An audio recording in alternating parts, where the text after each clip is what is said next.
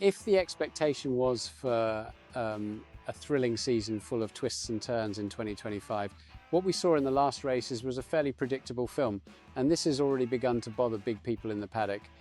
The GP of Japan, traditionally the scene of great disputes, ended with the first six starting and crossing the finish line in exactly the same positions. Coincidence? For some it is not quite so. Gradually, a new technical and strategic debate is gaining space behind the scenes of Formula One.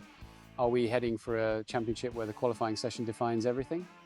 Frédéric Vasseur, head of Ferrari, had no stone to throw when raising this question.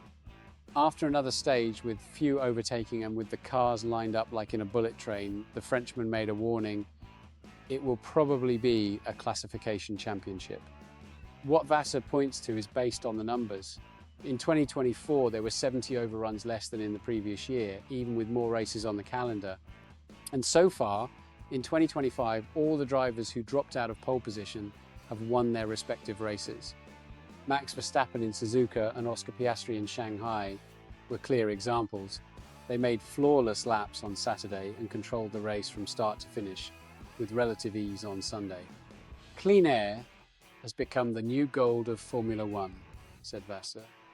Not even the McLaren cars, considered the most competitive on the grid this beginning of the year, were able to break this block. Lando Norris, current championship leader, confessed it was a drag race from start to finish. Max did not miss and there was nothing to do. Oscar Piastri added frankly, the race was decided on Saturday. We even came close to overtaking, but the track position is crucial in this circuit. What about Ferrari? Still struggling to find its place in this new scenario. With the exception of Hamilton's victory in the Shanghai sprint, the results have been frustrating. In Japan, the team scored points with its two drivers, which was a relief after the double disqualification in China. Even so, Vasseur knows that the pace is still worrying. We need to improve in everything.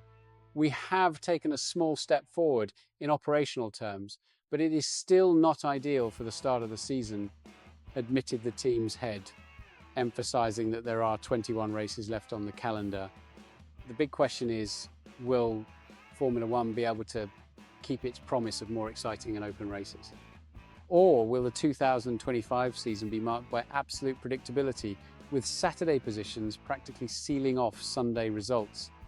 And you, Speed fan, do you think F1 is getting boring with this trend of immutable grid, or is it part of the technical evolution of the sport?